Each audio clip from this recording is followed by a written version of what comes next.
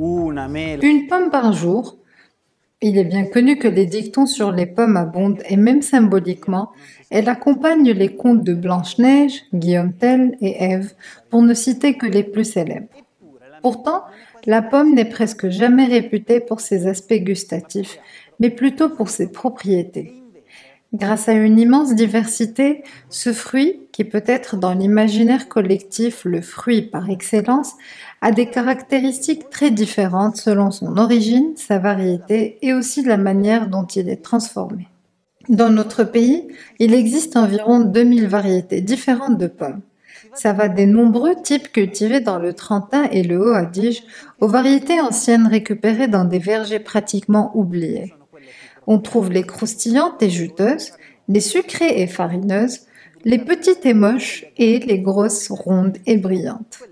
Celles parfaites pour être mangées telles quelles, peut-être même avec la peau, et celles qui sont meilleures si elles sont cuites, jusqu'à celles qui, au contraire, sont juste à cuire si vous ne voulez pas vous retrouver avec une bouche sèche et très acide.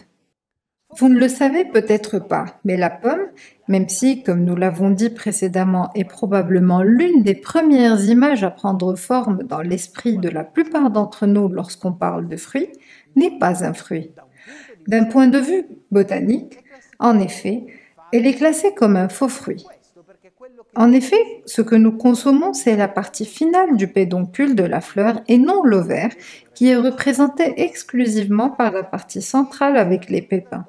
Parmi les variétés de pommes méconnues et qui méritent plus de notoriété figure la pomme Zitella du Molise.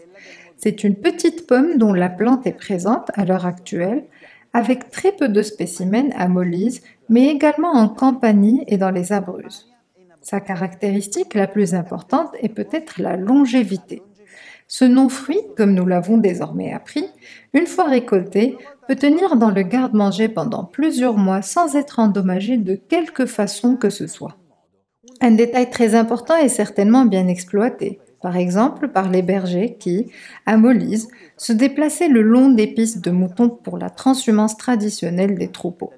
Le voyage qui était effectué des montagnes en hiver jusqu'aux plaines des Pouilles est parcouru en été dans la direction opposée. L'autre particularité, très intéressante pour la pâtisserie, est que ces pommes sont très pauvres en pectine, ce qui les rend aptes à être transformées en fruits confits utilisés pour les desserts traditionnels ou dans le panettone moderne. L'origine du nom est curieuse. Zitella est le terme, un peu péjoratif, qu'on donnait aux femmes célibataires. La pulpe de ces pommes était autrefois utilisée comme cosmétique pour avoir une peau plus belle et plus attrayante, une solution que l'on pensait pouvoir aider celles qui l'utilisaient à faire fin à leur célibat. Une autre pratique curieuse, mais sans lien avec le nom, consistait à utiliser la peau comme désodorisant. Quant à sa consommation, cette pomme, comme de nombreuses variétés anciennes, est excellente, surtout lorsqu'elle est cuite, par exemple dans une bonne tarte aux pommes classique et moelleuse. Vous êtes prêts?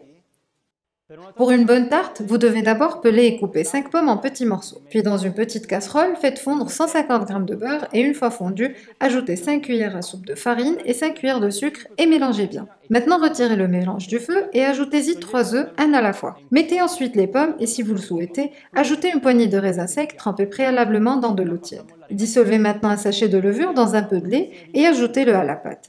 Mélangez bien et ajoutez une pincée de sel, puis versez le tout dans un moule à tarte et enfournez à 170 degrés Celsius pendant 1 heure. Laissez refroidir, démoulez et servez votre tarte avec un peu de sucre glace en surface.